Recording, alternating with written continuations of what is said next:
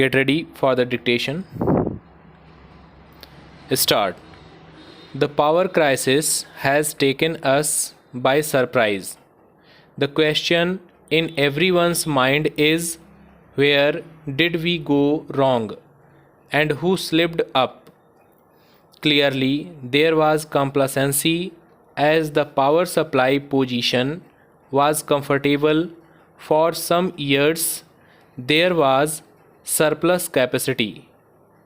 Then there were stranded coal and gas based power plants which had become non performing assets.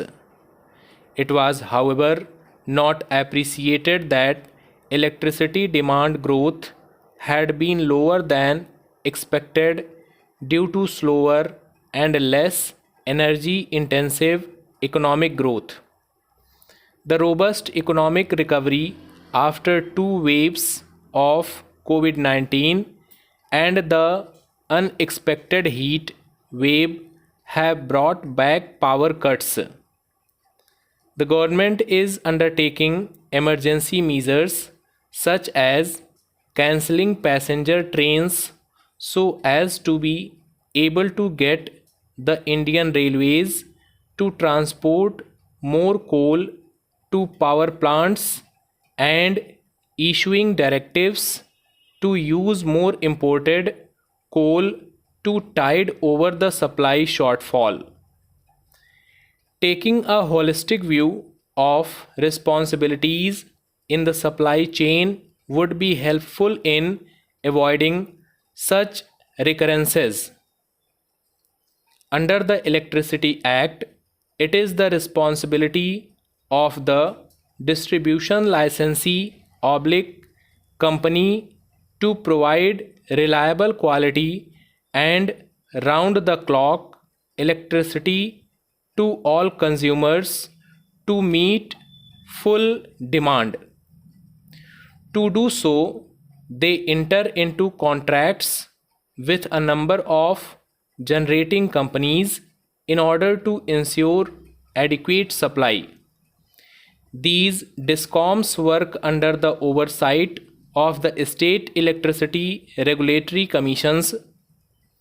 With higher incomes and the consequent increase in the use of air conditioners and other electrical appliances, the nature of electricity demand is undergoing a qualitative transformation with rising daily and seasonal peaks and spikes on very hot or cold days.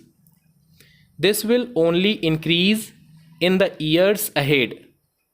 While demand prediction is inherently uncertain, the questions to ask are whether DISCOMs have been making and updating their demand growth projections and scenarios over the medium term with adequate supply arrangements in a robust manner, and whether state regulatory commissions have been demanding these and scrutinizing them transparently. This needs to become central to the regulatory process. Ensuring reliable supply to meet unanticipated peaks as have occurred now requires making supply arrangements with reserve margins that are adequate. These would be expensive just as backup private captive diesel generation is.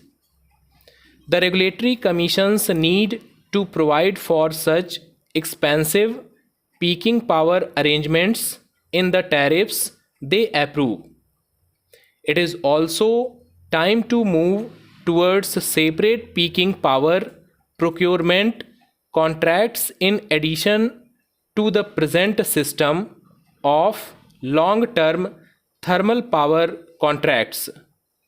Once things have settled, it would also be useful to see in a granular manner where generators have defaulted contractually in supplying power to discoms, and where Coal India or the Indian Railways have been in default.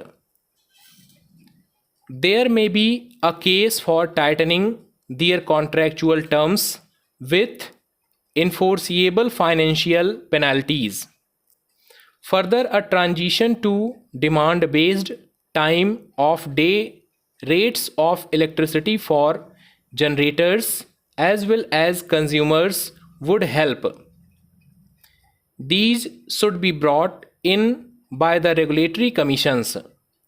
Peak demand moderation and flattening of the demand curve through a change in consumer behavior is feasible with smart meters, but this would take place only with a strong price signal, a large differential in peak and off peak rates.